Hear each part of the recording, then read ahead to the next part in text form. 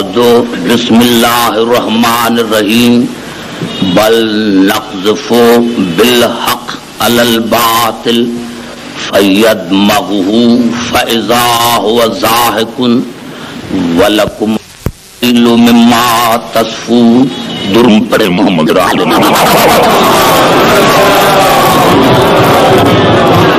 عزیزان کرام، انبیاء کی 18ویں آیت میں نے آپ کی خدمت میں تلاوت کی ہے، اور اسی آیت پر ہماری یہ 5 مجلسیں جو ہیں میں ان پر گفتگو کروں گا. ارشاد خداوندی ہے بل نقذف بالحق علی الباطل، میں حق کو باطل پر دے کے مارتا ہوں. یعنی خدا فرما رہا ہے کہ ہم حق کو باطل پر دے کر مارتے ہیں. فیدمغہ، اور پھر وہ میرا حق جو ہے وہ باطل کا سر توڑ دیتا ہے. حق جو ہے وہ باطل کا سر توڑ دیتا ہے. فاذا هو زاہق، اور وہ باطل مٹ جاتا ہے. وَلَكُمُ الْوَيْلُ مِمَّا تَصِفُونَ، اور وائے ہو تمہارے لیے کہ تم کیسے فیصلے کرتے ہو. عزیزان گرامی، آپ کو ترجمہ ذرا مشکل لگا ہوگا، لیکن یہ مشکل نہیں ہے. پھر ترجمہ کر کے آپ کو اپنا موضوع بتاتا ہوں کہ ان 5 مجلسوں میں ہمارا موضوع کیا ہے. وہ موضوع خود اس آیت میں موجود ہے کہ خدا فرماتا ہے کہ ہم حق کو باطل پر دے کے مارتے ہیں، اور پھر وہ ہمارا حق باطل کا سر توڑ دیتا ہے، اور باطل جو ہے وہ مٹ جاتا ہے. اور وائے وہ تمہارے لیے کہ تم کیسے فیصلے کرتے ہیں. تو میرا موضوع 5 دن رہے گا اس آیت کے تحت، حق اور باطل. 5 دن یہ ہمارا موضوع ہوگا حق اور باطل پر. انشاءاللہ کوشش کروں گا کہ قرآن حکیم سے کسی نتیجے پر پہنچے حق اور باطل پر. عزیزان گرامی، باطل کو اتنا ہی سمجھنا ضروری ہے جتنا حق کو. باطل کو اتنا سمجھنا ضروری ہے جتنا حق کو سمجھنا ضروری ہے. کیونکہ اگر باطل سمجھ میں نہیں آیا تو حق سمجھ میں نہیں آئے گا. اگر باطل سمجھ میں نہیں آیا تو حق کبھی سمجھ میں نہیں آئے گا. اور پھر ہم یہی کہتے رہیں گے کہ سارے برابر، سارے برابر، سارے برابر. یہ سارے برابر اسی لیے، اور پھر قبلہ ہم ساری زندگی یہی کہتے رہیں گے کہ سارے برابر، سارے ایک جیسے. بھائی سارے برابر اگر ہوتا تو پھر لا الہ الا اللہ کہنا نہ پڑتا. سارے برابر نہیں ہیں. آئیے آج چونکہ پہلی مجلس ہے، میں آپ کو قریب لا کر گفتگو کرنا چاہتا ہوں. میں نے کیا کہ ہم نے حق کو سمجھا نہیں، اور نہ باطل کو. حق تب سمجھ میں آئے گا جب باطل کو سمجھیں گے. اب میں ایک آیت پڑھنا چاہتا ہوں، اسی پر 8 آیتیں پڑھ کر اپنے موضوع کو شروع کرنا چاہتا ہوں. قبلہ ایک مشہور قرآن حکیم کی آیت ہے، اور آپ نے بارہا سنی ہوگی کہ ارشاد خداوندی ہے وَوَجَدَكَ ضَالًا فَهَدَىٰ. میرے رسول، ہم نے آپ کو پایا گمراہ اور پھر آپ کو ہدایت کی. اگر یہی اس آیت کا ترجمہ ہے تو پھر اسلام کی کوئی بنیاد نہیں ہے.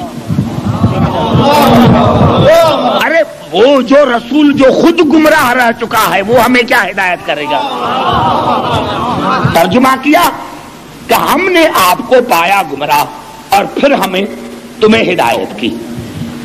تو اصل میں قبلہ بات یہ ہے، بنیاد جو ہے کہ ہم نے سمجھا ہی نہیں حق اور باطل کو. اگر ہم باطل کو سمجھتے تو کبھی ہم یہ ترجمہ نہ کرتے.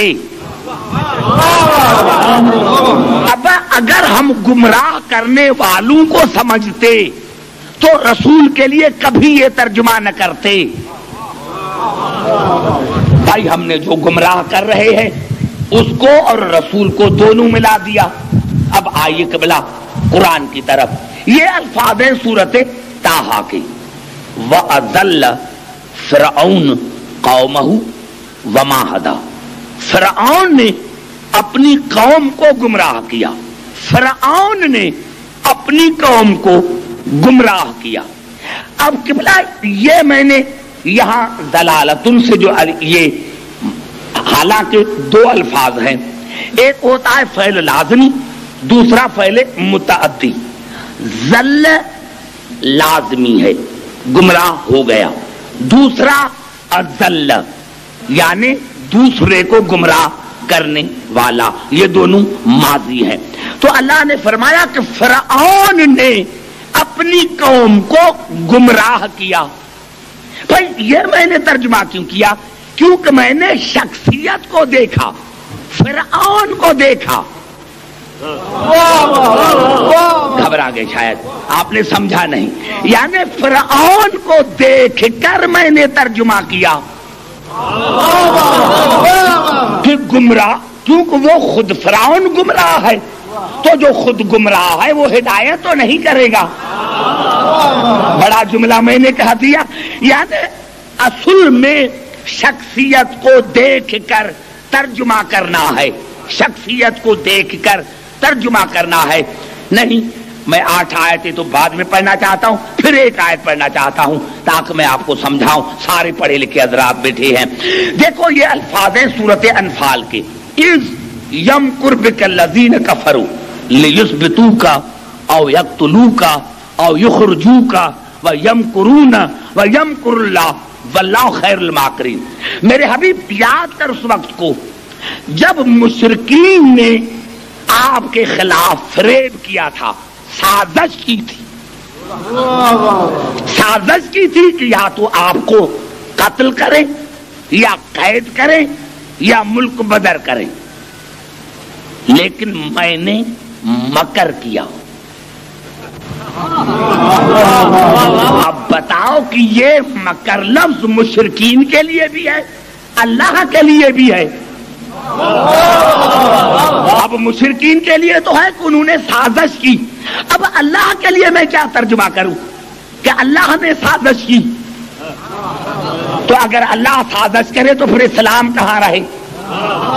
تو اب یہاں آپ کو حیثیت کو دیکھ کر ترجمہ کرنا پڑے گا کہ یہاں مکر کی معنی صرف سازش نہیں ہے، مکر کی معنی ہے تدبیر کرنے کی.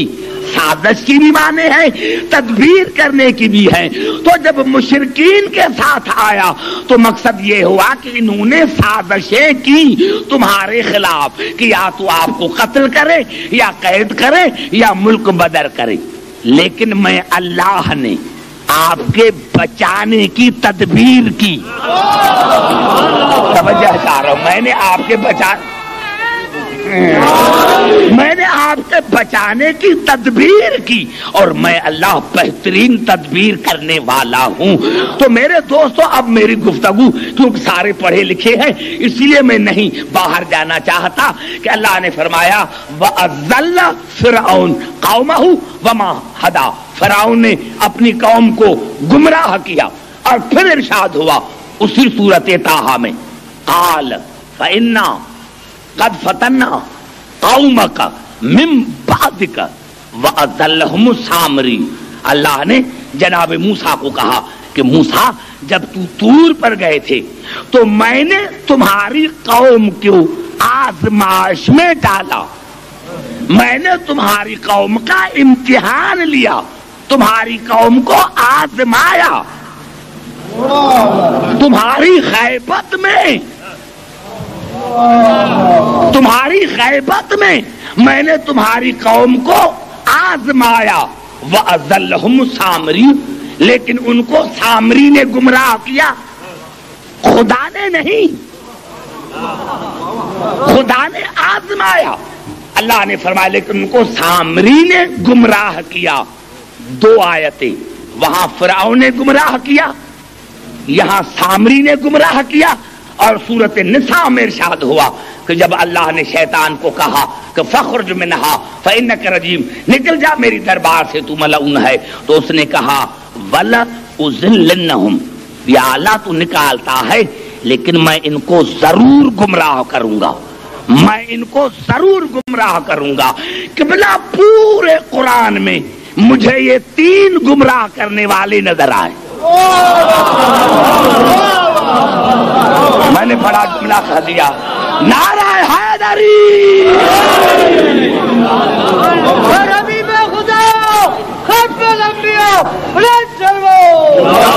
یہ ایک نوجوان ہمارا جو نسل ہے اس کے لیے ہے کہ یہ 3 آیتیں ملی کہ یہ 3 جو ہیں گمراہ کرنے والے ہیں، یہ 3 کردار ہیں، یہ 3 کردار ہیں گمراہ کرنے والے، فرعون، سامری، شیطان۔ اب قبلہ یہ 3 آیتیں ہو گئی۔ اب یہ الفاظ ہیں قبلہ سورت محمد کے، وہاں بھی یہ لفظ آیا تھا، کبھی شیطان کے ساتھ، کبھی فرعون کے ساتھ اور کبھی سامری کے ساتھ۔ اب سورت محمد میں ارشاد ہوا، والذین قتلوا فی سبیل اللہ فلن یضل اعمالہم۔ اب آؤ یہاں ترجمہ کرو، جو وہاں کیا تھا یہاں بھی کرو، والذین قتلوا فی سبیل اللہ فلن یضل اعمالہم۔ اللہ نے فرمایا جو میری راہ میں قتل ہو جاتا ہے میں اس کے اعمال کو گمراہ نہیں کرتا۔ اب ترجمہ کرو گمراہ کا، کہ جو میری راہ میں قتل ہوتا ہے تو میں اس کے اعمال کو گمراہ نہیں کرتا۔ کبھی اعمال بھی گمراہ ہوتے ہیں تو پھر کیا معنی کرنے پڑے گی کہ اللہ نے فرمایا جو میری راہ میں قتل ہوتے ہیں میں ان کے اعمال کو ضائع نہیں کرتا۔ نوجوانوں بھی بات کرو تو میں تقریر شروع کروں، تقریر میں نے شروع نہیں کی ہے، اسی لیے میں لاہور میں پڑھ رہا ہوں جہاں سارے پڑھے لکھے بندے ہیں، تو میں کہہ رہا ہوں اسی معیار سے میری یہ 5 تقریریں ہوں۔ تو یہاں مانے ہوئی ضائع کرنا۔ اللہ نے فرمایا جو میری راہ میں قتل ہوتا ہے میں اس کے اعمال کو ضائع نہیں کرتا، ضائع نہیں کرتا۔ اور پھر سورت قمر میں ارشاد ہوا، ان المجرمین فی ضلال و سعر۔ یہ جو مجرم ہیں یہ عذاب میں ہیں۔ یہاں ضلالت ان کی کیا معنی ہوئی؟ عذاب۔ اور پھر قبلہ ارشاد ہوا سورت یوسف میں، قالوا تاللہ انک لفی ضلالک القدیم۔ جناب یعقوب کے بیٹوں نے جناب یعقوب کو کہا، بابا بابا تو یوسف کے محبت میں گم ہے۔ بڑا جملہ میں نے کہا تھا، بڑا جملہ میں نے کہا تھا، لیکن آپ خاموش پتہ نہیں کیوں رہ گئے۔ یہاں ضلالت ان کی مانے گم شدن، ظل الماء فی اللبن، پانی دودھ میں گم ہو گیا۔ آپ یہ نہیں ترجمہ کریں گے کہ پانی دودھ میں گمراہ ہو گیا۔ بھائی زبان سے بات کروں تو میں تقریر شروع کروں تو پتا چلا قبلہ کی یہاں دلالت ان کی مانے گم شدن بھی ہے، گم ہو جانا، کس کو پتا نہ لگے۔ تو کتنا اللہ نے، کتنی اللہ نے رسول کی تعریف کی۔ ارے جو اللہ نے تعریف کی تو نے اس کو الٹا رنگ کیا۔ کہ اللہ نے فرمایا وَوَجَدَكَ ضَالًا، میرے حبیب ہم نے آپ کو پایا اس قوم میں گمنام، یہ تجھے جانتے نہیں، میں نے دنیا تمہارے لیے بنائی، میں نے کائنات تمہارے لیے بنائی، لیکن یہ تمہیں پہچانتے نہیں ہیں، یہ تمہیں جانتے نہیں ہیں، تو ان میں گمنام ہے۔ فہدا، پھر میں نے ان کو ہدایت کی کہ آپ کو پہچانے۔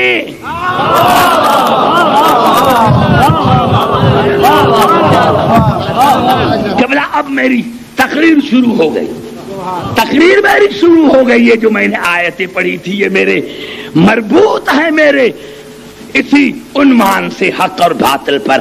اب آئیے سورت مومنون کی طرف، تقریر شروع ہو گئی میری۔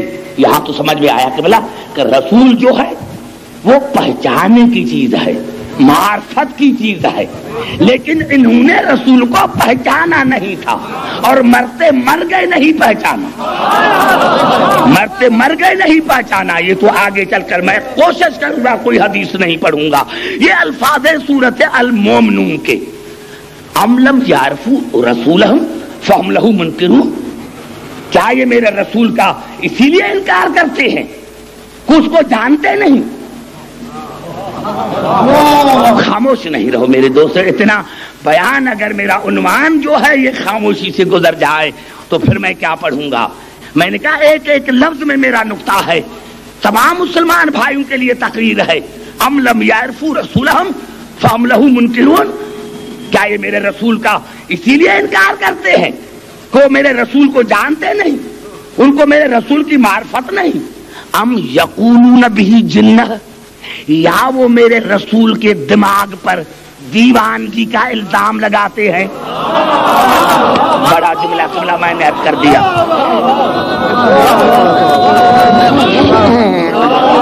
یا وہ میرے رسول کے دماغ پر دیوانگی کا الزام لگاتے ہیں، یا وہ میرے رسول کے دماغ پر دیوانگی کا الزام لگاتے ہیں۔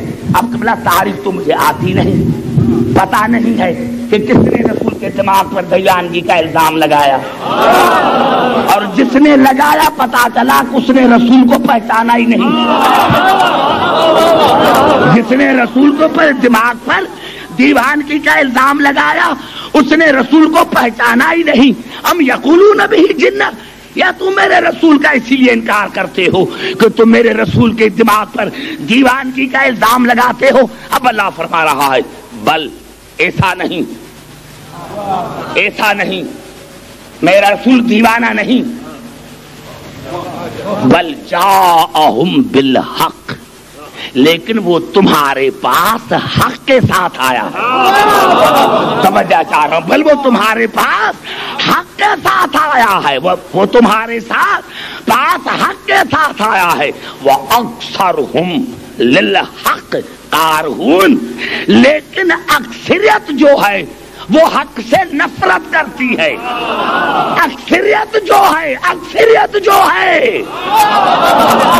اکثریت جو ہے وہ حق سے نفرت کرتی ہے۔ کوئی تو حق ہے، کوئی تو حق ہے جس سے اکثریت انکار کرتی ہے، تو اب اکثریت پر بھی ناز نہ کرو،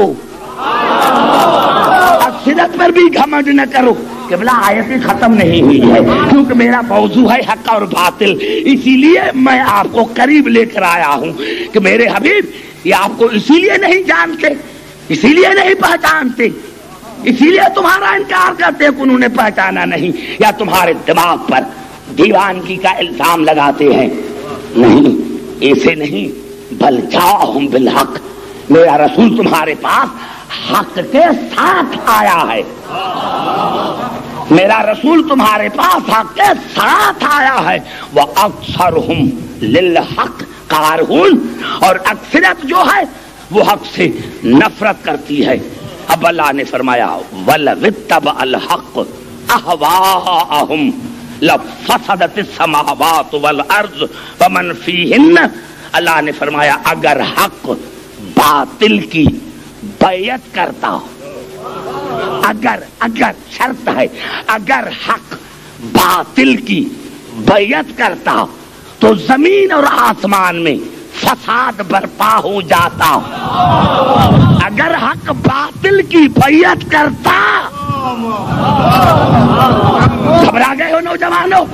اتنا بڑا جملہ میں نے آج پہلی رات کہا ہے، اگر حق باطل کی بیعت کرتا تو زمین اور آسمان میں فساد برپا ہو جاتا، زمین میں بھی آسمان میں بھی۔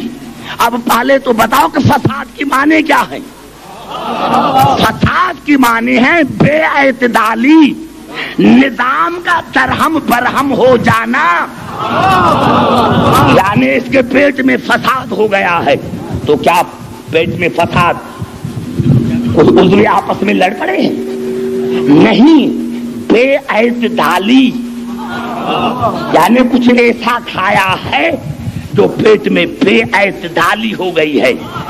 تو اللہ نے فرمایا زمین اور آسمان میں فساد برپا ہو جاتا اگر حق باطل کی بیعت کرتا، یعنی اگر کبھی بھی حق باطل کی بیعت کرتا تو آسمان سے بارش نہ برستی، زمین سے فصل نہ اگتا، سورج روشنی نہ دیتا، چاند اپنے مقرر راستوں پر نہ چلتا، لیکن آسمان سے آج بھی بارش کا برسنا، زمین سے فصل کا اگنا، سورج کی روشنی دینا، چاند اپنے مقرر راستوں پر چلنا، یہ اس بات کی دلیل ہے کہ کبھی بھی حق نے باطل کی بیعت نہیں۔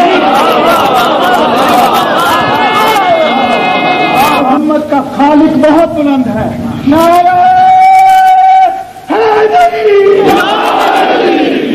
سمجھ میں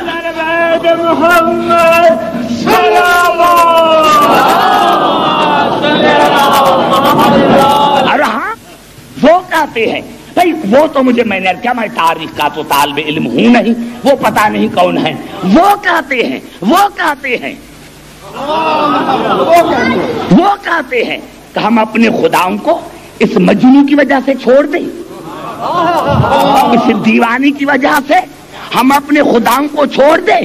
پتا چلا نبی کی دماغ پر اعتراض کرنا یہ مشرکوں کی پرانی عادت، پتا چلا نبی کے دماغ پر اعتراض کرنا یہ مشرکین کی پرانی عادت تھی۔ اللہ نے فرمایا وہ کہتے ہیں کہ کیا ہم اس مجنون کی وجہ سے اپنے خداؤں کو چھوڑ دیں؟ اللہ نے فرمایا بل، ایسا نہیں، جاء بالحق، وہ تو حق کے ساتھ آیا ہے، وصدق المرسلین، اور اس نے تو آدم سے لے کر عیسیٰ تک ہر نبی کی تصدیق کی ہے۔ اللہ نے فرمایا جو 1,24,000 انبیاء کی نبوت کی تصدیق کرے وہ دیوانہ نہیں ہوتا۔ بڑا جملہ کہہ دیا قرآن نے، جو معصوم کی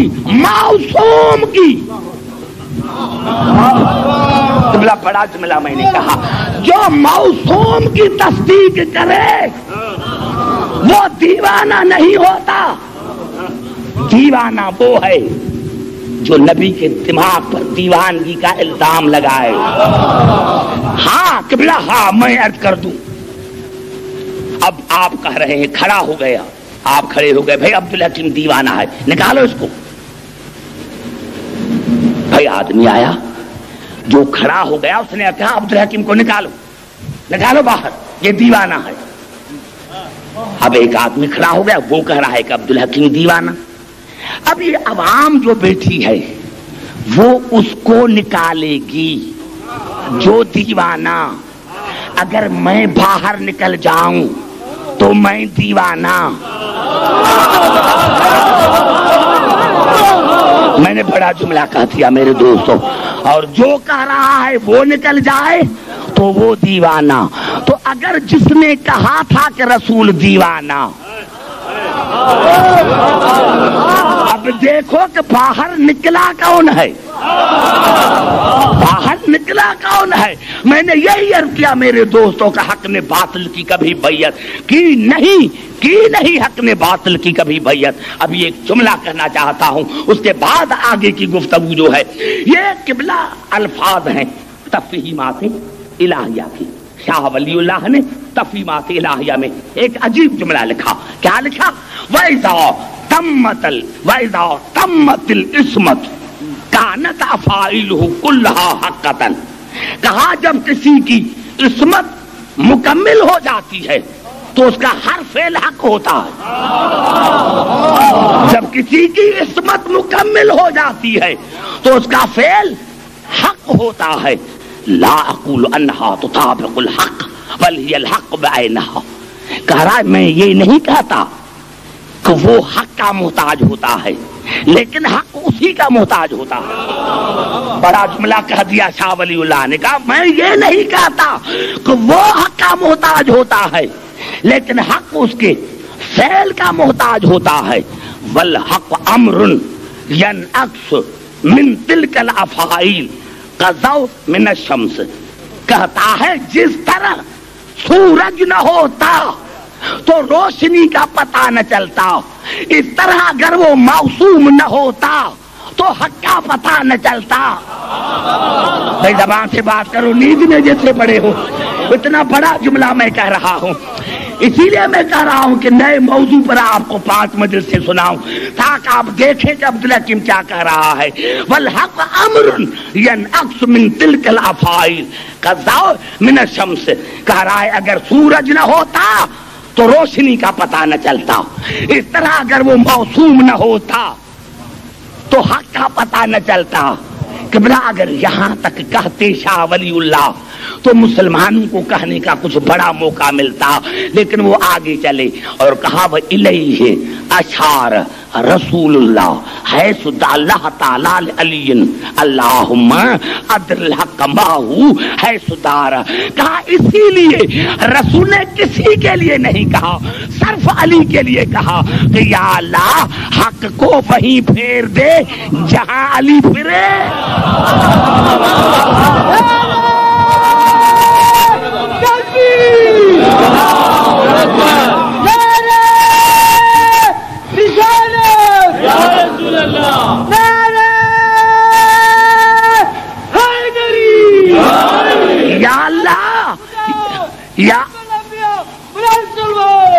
جی کے لیے رسول نے فرمایا سوائے علی کے کہ یا اللہ حق کو وہیں پھیر جہاں علی پھرے، آگے آگے علی، پیچھے پیچھے حق۔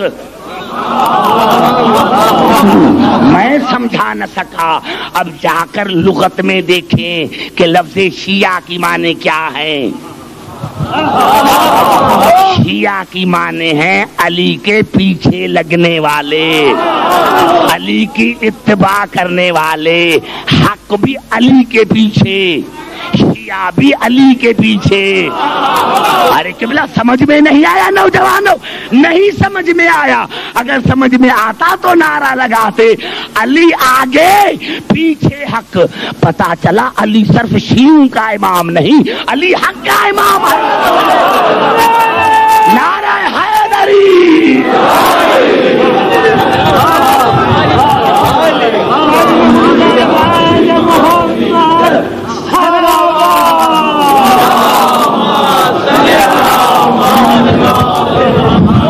کیا کروں میرے سامعین میرے ساتھ بڑی زیادتی ہے کہ یہ جو ہے کہ میرے والے یہ مجھے آپ کو دیکھنے نہیں دیتے تو میں کیا کروں؟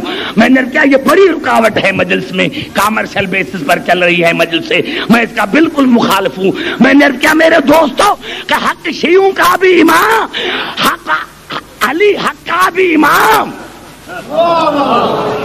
شیعوں کا بھی امام، آگے آگے علی، پیچھے پیچھے حق، آگے آگے علی، پیچھے پیچھے شیعہ۔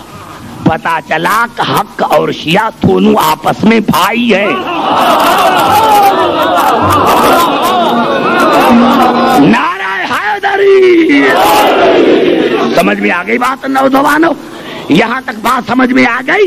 میں نے عرض کیا میرے دوستوں کہ پتا چلے حق کا پتا تو چل گیا، حق کا پتا چل گیا ہے، حق کا پتا چل گیا، حق کا پتا تو چل گیا۔ گھبرا تو نہیں؟ ہاں نہیں کہ پھر ایک عرض کر دوں تاکہ نوجوانوں کو قریب لے کر آؤں اپنے موضوع کی طرف۔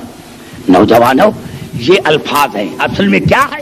میں نے کبھی ایک جملہ کہا تھا کراچی میں، اب اس کو میں لاہور میں کہنا چاہتا ہوں میں اپنے محترم سامعین کے لیے۔ حالانکہ کراچی میں یہ میرا موضوع نہیں تھا جو میں یہاں پڑھا ہوں، نہیں ریپیٹیشن نہیں کروں گا، وہ موضوع اور تھا، یہ اور ہے، اس کا ایک جملہ بھی یہاں نہیں آئے گا، نہیں اس کا ایک جملہ بھی یہاں نہیں آئے گا۔ میں نے کیا عرض کیا میرے دوستوں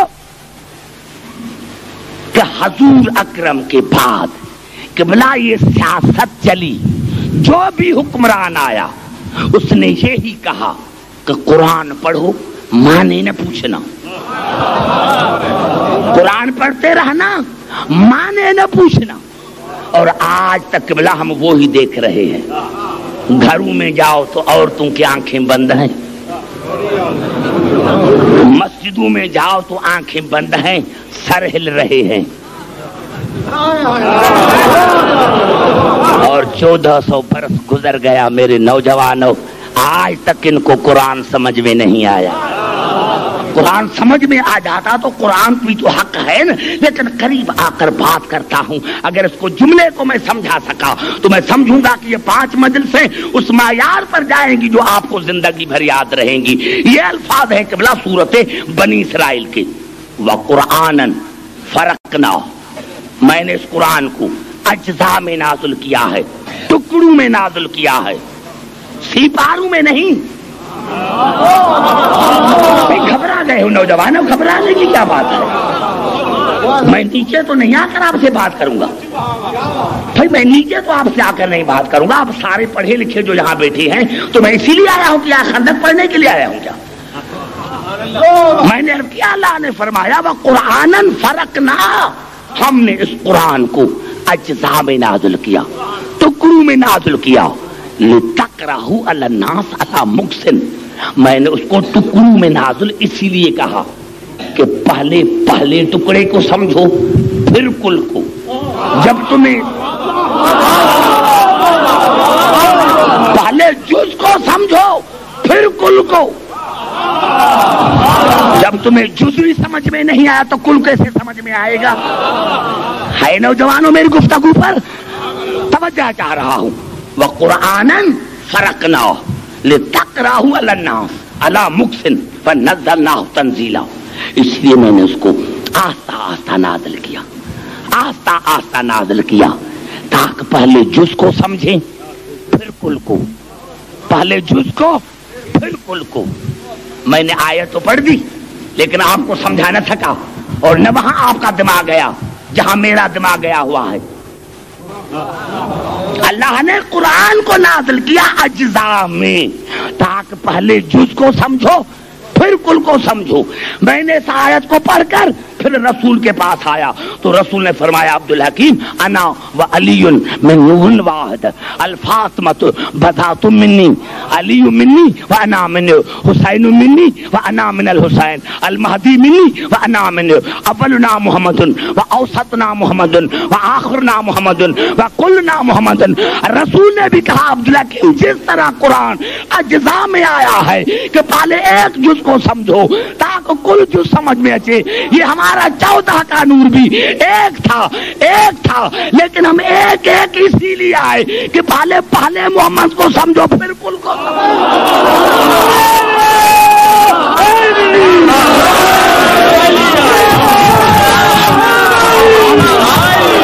ایسے نہیں لاہور والے خدا والے دونوں ہاتھ بلند کر کے نعرہ حیدری۔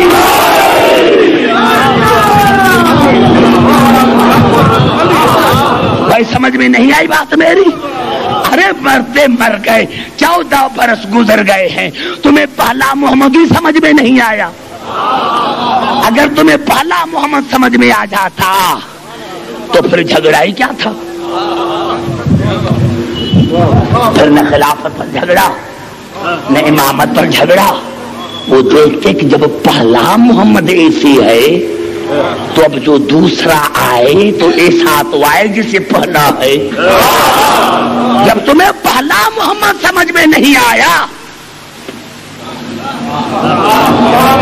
تو تمہیں آخری محمد کیسے سمجھ میں آئے گا؟ پہلے محمد کو سمجھو کہ پہلے محمد کا مقام کیا ہے، پہلے محمد کی عزت کیا ہے، پہلے محمد کی عظمت کیا ہے۔ یہ تو بات کے جھگڑے ہیں، اصل تو مرکز تو رسول ہے۔ جب پہلے محمد کو سمجھو تو پھر آئے گا سمجھ میں کہ محمد کا مقام کیا ہے، تو جو دوسرا محمد آئے وہ کیسا ہونا چاہیے۔ جب تمہیں پہلا ہی پارا سمجھ میں نہیں آیا، جب مرتے مرتے مر گئے صورت بقری یاد نہ ہو سکی،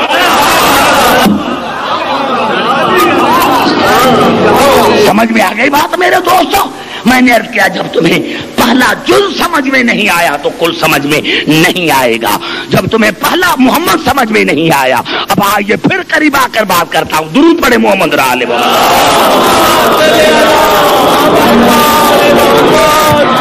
قبلہ عجیب آیت ہے سورت محمد کی دوسری آیت. گھبرا تو نہیں گے؟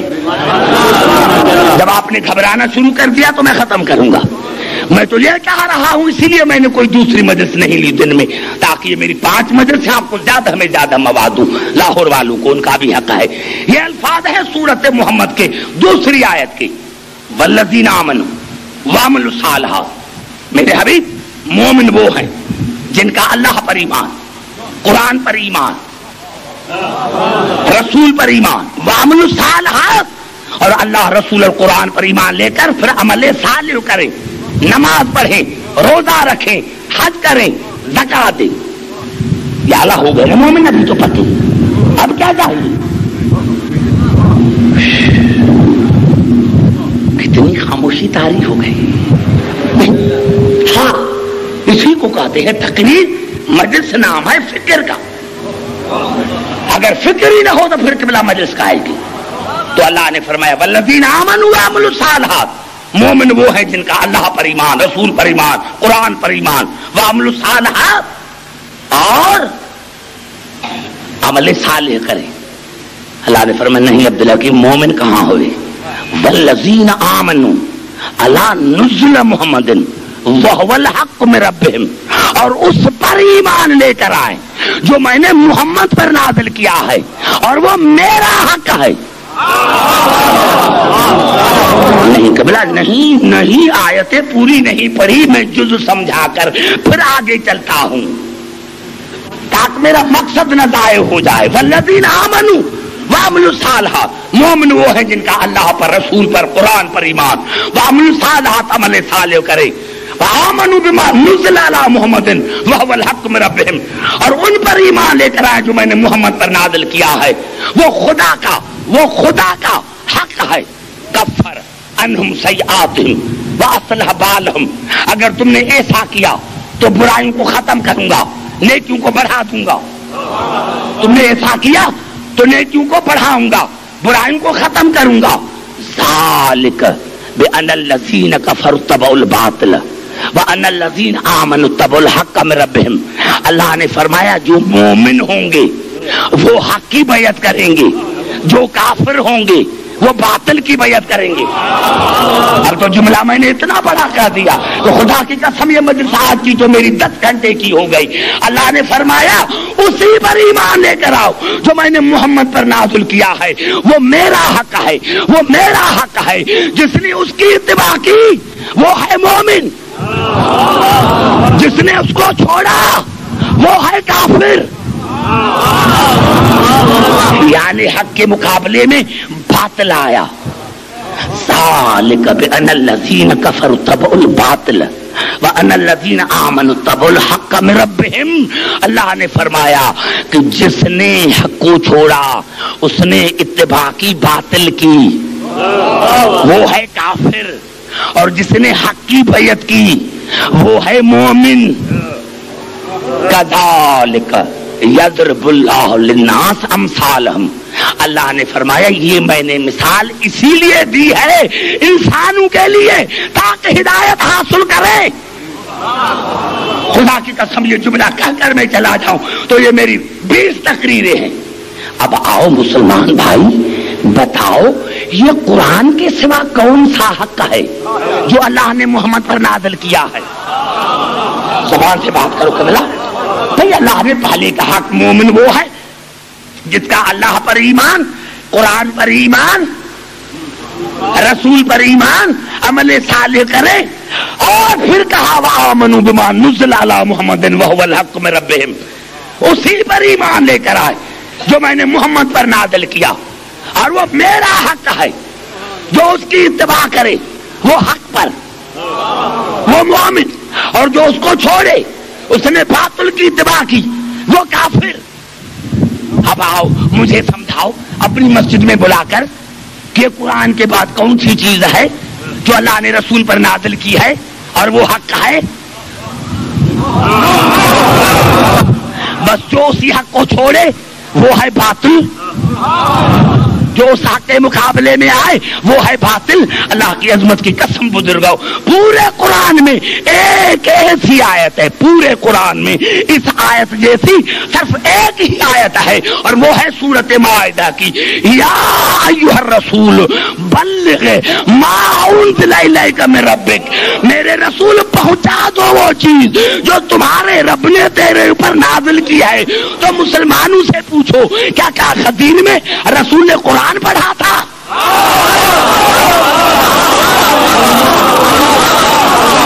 گھبرا گئے میرے دوستوں، نعرہ حیدری۔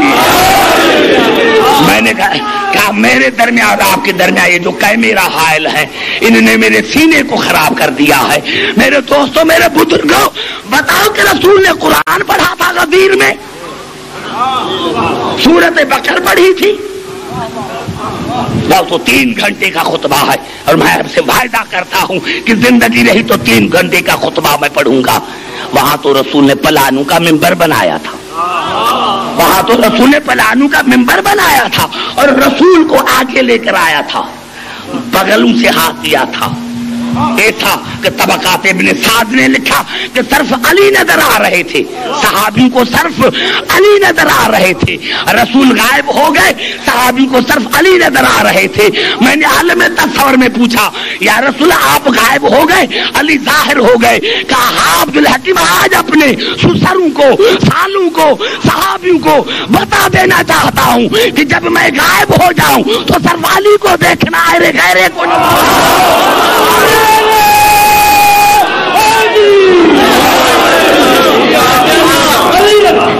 غدیر قوم میں محمد کا جب قیام ہوا، ادائے فتح رسالت کا اہتمام ہوا، مسجد کے رہے ارواح نہ جانے کتنوں کے امام ہونا تھے، وہی امام ہوا۔ نعرہ حیدری! بھائی سمجھ میں آیا؟ اب تو پتا چلا قرآن کے بعد جو رسول پر حق نازل ہوا وہ ہے علی کی ولایت۔ علی کی ولایت ہے حق۔ اب مجھے کیسے پتا چلے کہ باطل کون ہے؟ بھائی دیکھتے جاؤ تاریخ کو، جو علی کے مقابلے میں آئے وہ باطل۔ مجھے کون سا پتا کہ کون علی کے مقابلے میں آیا؟ آپ جا کر دیکھیں علی کے مقابلے میں کون آیا؟ نہیں، ایسے نہیں، آج کی تقریر ایسے مکمل نہیں کروں گا، پھر قریب آ کر بات کرنا چاہتا ہوں۔ درود پڑھے محمد اور آل محمد۔ قبلہ یہ الفاظ ہیں قرآن کے، یہ الفاظ ابھی لو پڑھاؤ، مشہور قرآن حکیم کی آیت ہے۔ میں سمجھتا ہوں کہ شیعوں کے بچے کو یہ آیت یاد ہوگی، فمن حاجک فی من بعد ما جاءک من العلم۔ میرے حبیب، العلم کے بعد، العلم مانے قرآن، العلم مانے قرآن، میرے حبیب العلم مانے پورا قرآن۔ میرے حبیب آپ نے 3 دن قرآن پڑھا ہے، لیکن پھر بھی یہ عیسائی نہیں مان رہے ہیں۔ تو فمن حاجک فی من بعد ما جاءک من العلم، اب اگر قرآن کے بعد، فمن حاجک فی من بعد ما جاءک من العلم، اب اگر قرآن کے بعد، قرآن کے بعد، قرآن سے پہلے نہیں۔ اتنا بڑا جملہ ہے میرے دوستوں، کیا ہو گیا ہے آپ کے دماغوں کو؟ قرآن کے بعد، قرآن کے بعد اگر آپ سے کوئی حجت مانگتے ہیں، قرآن کے بعد اگر آپ سے کوئی حجت مانگتے ہیں تو فقل تعالوا ند ابنانا و ابناکم و نسانا و نساکم و انفسنا و انفسکم. ابنا کی جگہ پر حسنین کو لے کر گئے، نساء کی جگہ پر بطول کو لے کر گئے، نفس کی جگہ پر علی کو لے کر گئے. اللہ نے کہا قرآن کے بعد، قرآن کے بعد، یعنی جب قرآن رسول کے لیے ناکافی ہوا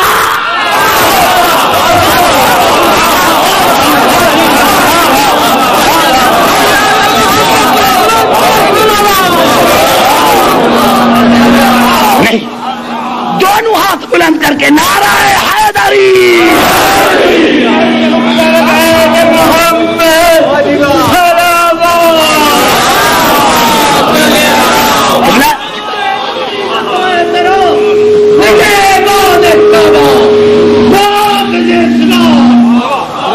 قرآن کے بعد اگر آپ سے حجت مانگتے ہیں، قرآن کے بعد.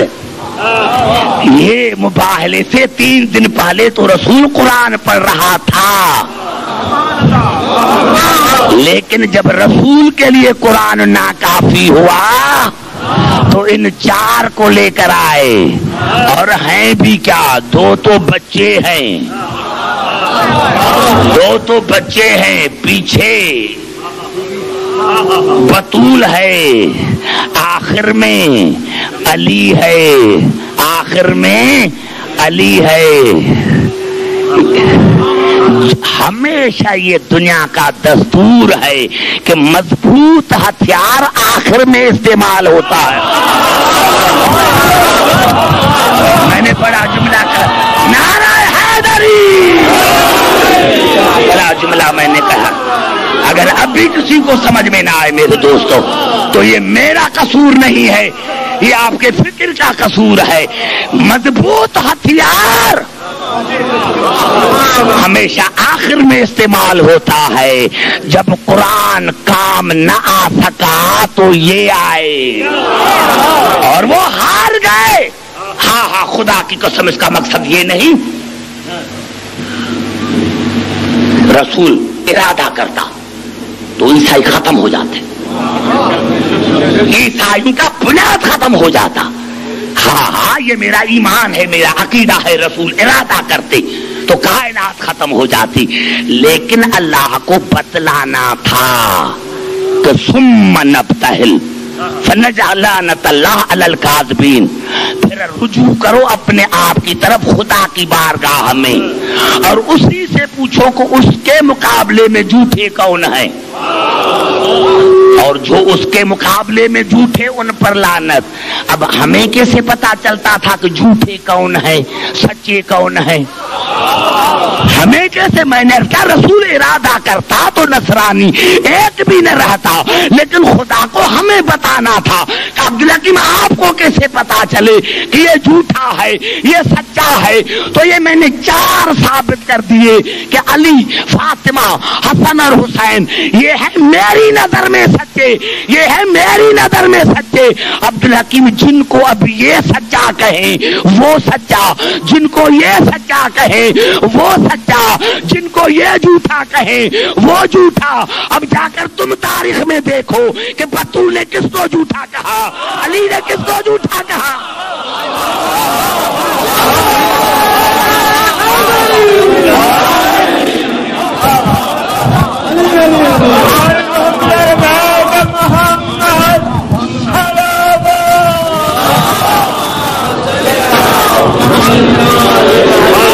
نوجوانوں آ رہی ہے بات سمجھ میں؟ حق اور باطل پر موضوع ہو رہا ہے بڑا. اتنا مواد دوں گا آپ کو، لیکن آج مجھے آپ کو سمجھانا تھا. پاک مسلمانوں کی سمجھ میں اتنا تو آ جائے کہ حق کون ہے، حق کون ہے. اور یہ انشاءاللہ پورے قرآن کو ہم دیکھیں گے، جہاں جہاں لفظ حق آیا ہے اسی کو دیکھیں گے تو باطل سمجھ میں آ جائے گا. اب یہ تو قبلہ بدقسمتی ہے کہ حق سمجھ میں بھی آئے اور پھر بھی نہ مانے. بھائی میں کیا کروں؟ وَأَمَّا الَّذِينَ فِي قُلُوبِهِم مَرَضٌ، یہ ہے دل کی بیماری. یہ ہے کہ بلا دل کی بیماری، جن کی ہوں تو میں بھی حکیم، کوشش تو بڑی کرتا ہوں، کوشش تو بڑی کرتا ہوں میرے دوستوں کہ ان کی دل کی بیماری کو ختم کروں، کیونکہ اگر کوئی جسمانی بیماری ہو وہ تو ڈاکٹر علاج کر سکتا ہے، لیکن قبلہ جس کو روحانی بیماری ہو وہ امام کے سوا کوئی ختم نہیں کر سکتا۔ لیکن میں عرض کروں کہ جن کی دل کی بیماری رسول ختم نہ کر سکا، عبدالحکیم کیسے ختم کر سکتا؟ نعرہ حیدری! سمجھ میں آئی بات؟ گھبرا تو نہیں گئے؟ میں نے کیا میرے دوستوں کہ یہ ہیں وہ، اس مقام پر ہیں وہ، اگر کسی نے ان کو چھوڑا، کیوں؟ میں نے کیا کہ قرآن کافی نہیں، قرآن کافی نہیں، اور میں نے نہیں کہا، قرآن نے مباہلے میں بتایا کہ رسول پڑھ رہے تھے نہیں قبلہ، ٹائم تو میرا ہو گیا ہے، لیکن ایک جملہ پھر عرض کرنا چاہتا ہوں، درود پڑھے محمد رال قبلہ، پھر عرض کرنا چاہتا ہوں، پھر قریب آ کر عرض کرنا چاہتا ہوں، کیونکہ میری یہ 5 دن کی جو یہاں محنت ہے وہ رائے گان نہ جائے۔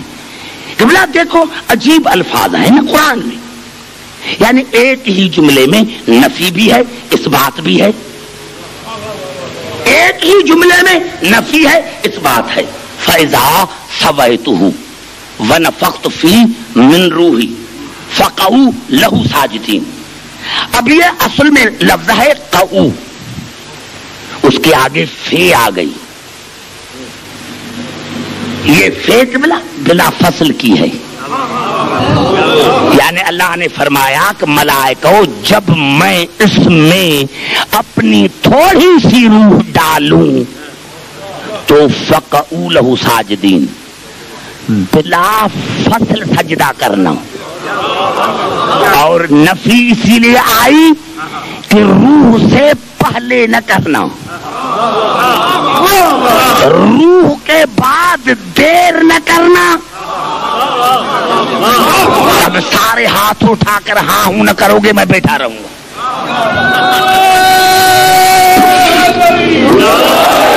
سمجھ میں آ گئی بات میرے دوستو؟ میں نے کیا کیا؟ فَإِذَا سَوَيْتُ وَنَفَخْتُ فِيهِ مِن رُوحِي فَقَعُوا لَهُ سَاجِدِينَ۔ ملائکہ جب میں اپنی تھوڑی سی روح ڈالوں تو روح کے بعد فقعوا، سب کے سب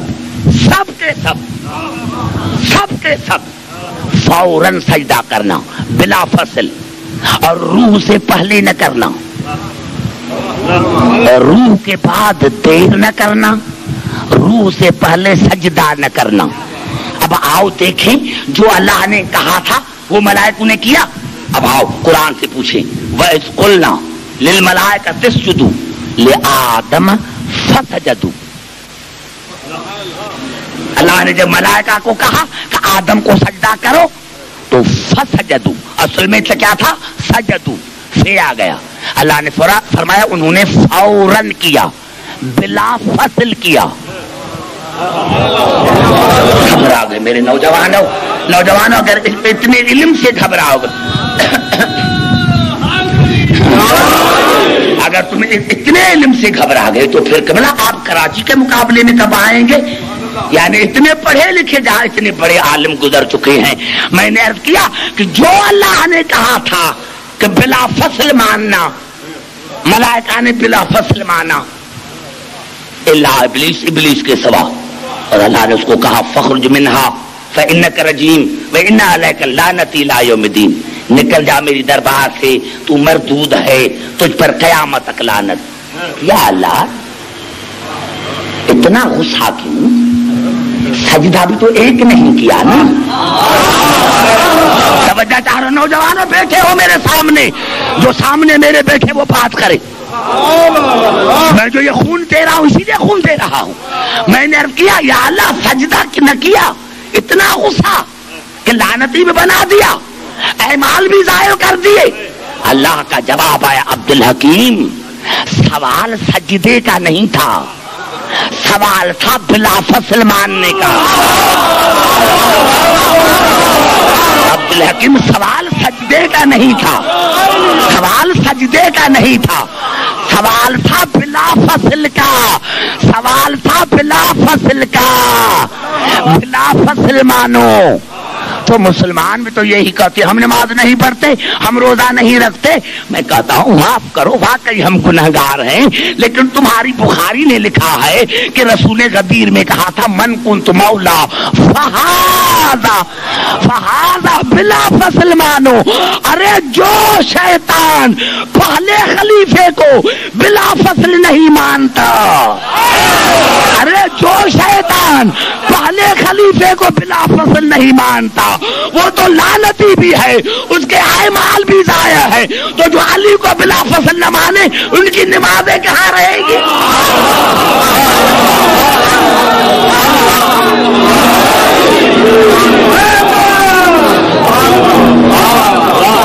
آ گئی بات سمجھ میرے دوستو؟ ہاں، بلا فصل ماننا، بلا فصل ماننا ہے۔ اور ہاں خدا کی قسم میرے دوستوں، میرے بزرگوں، بزرگ علماؤں کا کہنا ہے کہ پہلی محرم سے لے کر 10ویں محرم تک یہ عشرہ ہے حسین کا۔ پہلی محرم سے لے کر کے بنا 10ویں محرم تک یہ عشرہ ہے حسین کا، اور 11ویں محرم سے لے کر 8 ربیع الاول تک یہ عشرے ہیں زینب کے۔ ہاں میرے دوستوں، میرے بزرگوں، مجھے بڑا دکھ ہوتا ہے اپنے اوپر بھی کہ میں اتنا خون دیتا ہوں، 2 گھنٹے پڑھتا ہوں۔ نوجوانوں کبھی یہ خیال نہ کرنا ہم نے حقیقت کو نہیں سمجھا، کاش ہم حقیقت کو سمجھتے تو میں جملہ کہتا تو شیعہ مر جاتے۔ ہاں قبلہ، میں نے ساری جگہیں اپنی آنکھوں سے دیکھی ہیں۔ ہاں قبلہ، میں کر دوں، ہمارے 12ویں امام جو ہمارا امام زمانہ ہے، ہمارے امام زمانہ نے زیارت میں فرمایا، امام حسین سے مخاطب کرے، دادا حسین میں صبح اور شام اپنی آنکھوں سے خون کے آنسو بہاتا ہوں۔ ہاں میرے نوجوانوں، آپ آئے نا 1 گھنٹے کے لیے تو تھک گئے ہوں گے کہ، اور میں نے 1 گھنٹہ پڑھا تو میں سمجھتا ہوں میں تھک گیا ہوں۔ میرے دوستوں نہیں، میں پوری زندگی پڑھتا رہوں تو زینب کے کھڑے ہونے کی ادھار نہیں اتار سکتا۔ آپ ساری زندگی کھڑے رہے تو زینب کے کھڑے ہونے کی ادھار اتار نہیں سکتے۔ نوجوانوں، ہمارے 12ویں امام نے یہ فرمایا، مولا حسین، دادا حسین میں صبح اور شام اپنی آنکھوں سے خون کے آنسو بہاتا ہوں۔ ہمارا ایک بڑا مجتہد تھا، اس نے عمل کیا۔ 40ویں رات کے بعد امام زمانہ سے ملاقات ہوئی، قدموں پر گر پڑے عالم، مولا یہ آپ نے کہا ہے کہ دادا حسین میں صبح اور شام اپنی آنکھوں سے خون کے آنسو بہاتا ہوں؟ کہا ہاں مومن، میں نے کہا ہے۔ اسی مومن نے پوچھا، عالم نے پوچھا، مولا اسی لیے کہ اصغر شہید ہو گئے؟ کہا مومن آج اصغر ہوتے تو وہ بھی خون کے آنسو بہاتے۔ کہا مولا اسی لیے کہ قاسم شہید ہو گئے؟ کہا نہیں مومن، آج قاسم ہوتے تو وہ بھی خون کے آنسو بہاتے۔ کہا مولا اسی لیے کہ اکبر شہید ہو گئے؟ کہا نہیں مومن، آج اکبر ہوتے تو وہ بھی خون کے آنسو بہاتے۔ کہا مولا اسی لیے کہ عباس شہید ہو گئے؟ کہا نہیں مومن، آج عباس ہوتا تو وہ بھی خون کے آنسو بہاتا۔ تو مومن نے رو کر کہا مولا اسی لیے کہ حسین شہید ہو گئے؟ کہا نہیں مومن، آج حسین ہوتا تو وہ بھی خون کے آنسو بہاتا۔ تو کہا مولا پھر آپ آنکھوں خون سے آنسو کیوں بہاتے ہیں؟ آپ خون کے آنسو کیوں بہاتے ہیں؟ کہا مومن میں نے خون کے آنسو اس وقت بہانے شروع کر دیے جب دادی زینب کی چادر اتر گئی۔ میرے دوستو، اب امام زمانہ کے الفاظ ہیں، میرے الفاظ نہیں ہیں۔ میں نے خون کے آنسو اس وقت بہانے شروع کر دیے جب دادی زینب کی چادر اتر گئی۔ ہاں، عزاداران حسین، ننگے سر بازار میں زینب کا آنا بڑی بات ہے۔ قبلہ میں خود دے کر آیا ہوں، آپ خود سائن کے سوار ہوں گے آقا دادی کے۔ قبلہ دروازے پر خدام بیٹھا ہوا ہے، دروازے پر خدام بیٹھا ہوا ہے، آگے چادریں رکھی ہوئی ہے۔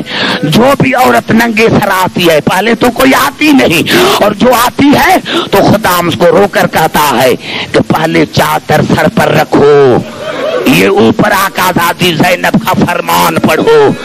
نوجوانوں میں نے پڑھا، دروازے پر لکھا ہوا ہے آقا دادی زینب کا۔ آقا دادی زینب فرماتی ہے اے عورتیں جب میری زیارت کے لیے آؤ تو ننگے سر نہ آنا، ننگے سر نہ آنا۔ نوجوانوں آپ نے غور نہیں کیا، جو بھی زینب غیر عورت کو ننگے سر دیکھنا نہیں چاہتی، خدا جانے وہ زینب ننگے سر بازار میں کیسے آئی ہوگی، خدا جانے وہی بی بی ننگے سر دربار میں کیسے آئی ہوگی۔ آج پہلی مجلس ہے، آپ کو سمجھانا چاہتا ہوں میرے دوستوں، میرے بزرگوں، ہم پڑھتے ہیں کہ ہمارا چوتھا امام خون کے آنسو روتا تھا، بالکل غلط۔